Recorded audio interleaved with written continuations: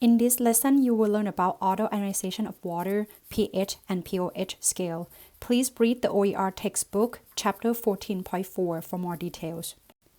Earlier, we learned that water is an amphoteric substance, which means water can either donate or accept proton. And in this case, when we talk about autoionization of water, we are going to look at the process in which one water molecule would donate a proton to another water molecule. When the proton transfer from the first water to the second water, we can see that the first water will behave as an acid and the second water behave as a base. The product for this process then will become hydroxide ion and hydronium ion. Recall from the conjugate acid-base pair from what we learned in chapter 14.1, we can see that the first water lose a proton to become hydroxide ion. So this is going to be the conjugate acid-base pair. So that means the conjugate acid for this case would be the first water that give off proton and become its conjugate base, which is hydroxide ion. And for the other water, which is the second one, we can see that this one is accepting proton and become hydronium ion. So that means this is the pair of the conjugate acid-base pair. So that means in this case, the one that have higher number of proton would be the conjugate acid. And the one that have one less proton would be its conjugate base. The equilibrium constant for the ionization of water process is called the ion product constant of water, which is Kw. Again, this is the same as the K value that we talked about earlier. So that means if we want to express Kw, we can say that Kw equal to the concentration of the product divided by of the reactant. However, because our reactant are liquid, so that means we don't have to include those in our Kw expression. So here, this is the Kw expression for autoionization of water. This reversible process happens very fast. Therefore, no water remains ionized for long, causing the Kw value to be extremely small. At 25 degrees Celsius, the experimental value of the concentration of hydroxide ion found to be 1.0 times 10 to negative 7 molar, which is the same as the concentration of hydronium ion. If you multiply these two values, we will get the value of Kw at 25 degrees Celsius to be 1.0 times 10 to negative 14. This value apply to only temperature at 25 degrees Celsius. The rate of autoionization of water is temperature dependent. This means at different temperature, water would dissociate differently, so the K value will be different from at 25 degrees Celsius. Next, we are going to use the idea of autoionization of water to help us to come up with the acid-base scale. The acid-base scale that we are going to use is going to range from strong acid, followed by weak acid, followed by pure water, weak base, all the way to strong base. We are going to start at the middle, which is pure water, because everything that we are talking about right now is happening in aqueous solution. So we are going to look at the pure water first. From water ionization at 25 degrees Celsius, we learned that the concentration of proton or hydronium ions is equal to concentration of hydroxide ions, which is 1.0 times 10 to negative 7 molar. In pure water, the concentration of hydronium ion and hydroxide ions are equal. This means that water is neither basic or acidic, since the concentration of these two are equal. The solution will become an acidic solution when the concentration of hydronium ions is greater than hydroxide ions. Vice versa, the solution will become basic if the concentration of the hydroxide ions is greater than hydronium ions. In other words, we can say that for acidic solution, the concentration of proton have to be greater than 10 to negative 7. And for basic solution, the concentration of hydroxide ions need to be greater than 10 to negative 7 molar. The question is how to make this acid-base scale quantitative. So we will need to look at from the acid perspective and look at how many proton or hydronium ion are available. Let us compare the amount of proton available from these three substances. Hydrochloric acid is a strong acid. That means the concentration of proton available would be the same as the concentration of the acid, which is 1.0 molar. The acetic acid is a weak acid that can only ionize 1.3%. So the concentration of proton available from acetic acid would be 1.3% of the concentration of a weak base. And for pure water at 25 degrees Celsius, we know that concentration of proton will equal to 10 to negative 7 molar. When you compare the amount of proton from strong acid to of the pure water, you can say that this concentration of proton in strong acid is 7 orders of magnitude greater than the concentration of proton in pure water. And if you compare the concentration of proton from acetic acid, which is the weak acid, you can see that this weak acid is 5 order of magnitude greater than the concentration of proton in pure water. When we compare the order of magnitude by looking at the exponent, it's not very convenient. So instead, we are going to use logarithm base 10 to help us to see this in more convenient way. Here is the review of base 10 logarithm. The base 10 logarithm will allow us to track on the exponent of the concentration for the proton. When you take a negative log to the concentration of proton, this is defined as the pH value. Again, because proton and hydronium ion are interchangeable, so these two are the same. The negative sign in front of log would make the negative exponent to become a positive. Let's take a look at example 1. Calculate pH of the following solution, which are the same as the solution that we considered earlier. The pH value can be calculated from negative log of concentration of proton.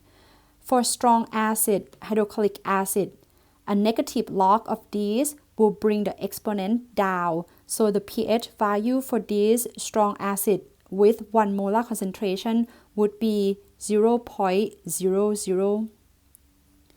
And for weak acid, acetic acid, when you are taking the negative log of the concentration of proton, you are going to get the pH value of 1.89.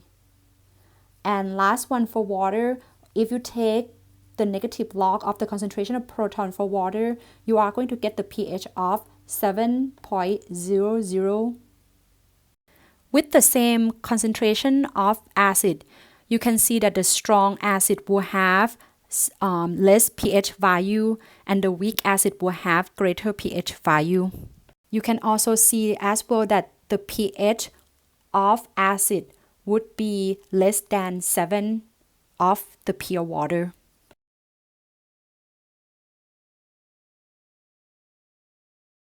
We can conclude that for pure water at 25 degrees Celsius, the concentration of proton is equal to concentration of hydroxide ion, which equal to 1.0 times 10 to negative 7 molar. And the pH for this would equal to 7.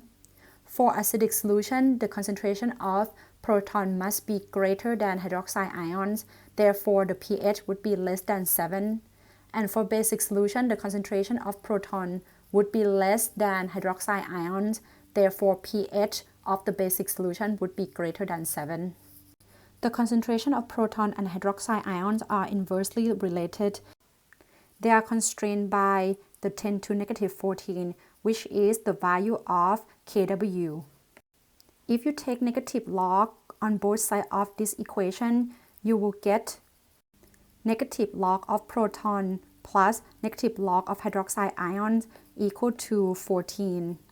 And we see earlier that the negative log of proton is equal to pH and the p-scale is the negative log scale, which means that if you add negative log in front of hydroxide ions, this would become POH.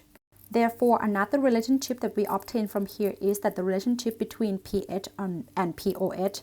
You can see that the pH and POH are inversely proportional to each other. And again, pH and POH are constrained by the 14. If you have a lower pH, the POH have to be high in order to make the overall equal to 14. So that means if we go back to our summary for the neutral water, because neutral water have pH equal to 7, in order to make the overall to equal to 14 at 25 degrees Celsius, the POH of pure water would also need to equal to 7 as well.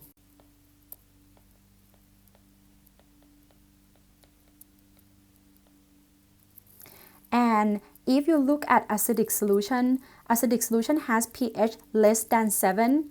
If the pH is less than 7, the POH has to account for that because have the inversely related relationship. So that means if the pH is less than 7, the POH have to be greater than 7.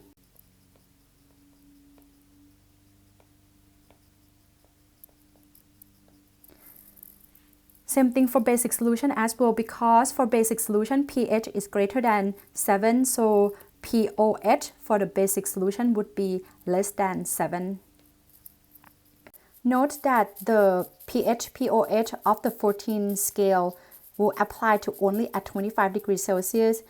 The temperature other than of 25 degrees Celsius, it will have different kW value. Therefore, the pH plus POH will not equal to the 14. Let's take a look at example 7. For a solution that is not at 25 degrees Celsius, I'm going to use the same idea that we derived earlier.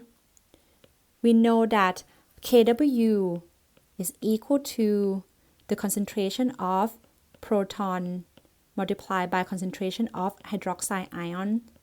So if you take negative log on both sides, you are going to get negative log of kW equal to negative log of proton plus negative log of hydroxide ion. And we just talked about the negative log scale. Negative log scale is called P scale. So that means in this case, if you take negative log of kW, you are going to get pKW, which is equal to pH plus POH. So this would be another equation that you can use in order to calculate the relationship between pH and POH at temperature other than 25 degrees Celsius. For this example, pH plus POH will equal to negative log of kW, which is 5.48 times 10 to negative 14, which is equal to 13.26. Rearrange the equation, move POH to the other side by subtracting it. You get the pH equal to 13.261 minus POH, which equal to 3.86 for the pH of this solution at 50 degrees Celsius. Next, I would like you to pause this video for a few minutes and complete example 8. After you finish completing it, then resume the video again. Similar to example 7, this solution is not at 25 degrees Celsius. The problem gives us the value of pH. Asking for the concentration of hydroxide ions, you will first need to know what is hydroxide ions. Hydroxide ion is OH minus, and it's giving you the kW value. So how can we attempt this? I'm going to use the same idea that we did in example 7, which is pH plus POH equal to negative log of kW. If you solve for this, you will see that the pH and POH equal to negative log of 2.93 times 10 to negative 15. This value come out to be 14.533. Note that the pH is related to the concentration of proton. So pOH is going to related to the concentration of hydroxide ions. So that means if you know what is the value of pOH, you should be able to use the inverse log to get to the concentration of hydroxide ions. To get pOH, we are going to subtract the pH from 14.533. And the pOH for this will equal to 7.433. Because the p-scale is a negative log, in order to do an anti-log for this, we can use the concentration of hydroxide ions would equal to 10 to negative pOH. In this case, it's equal to 10 to negative 7.433, which is equal to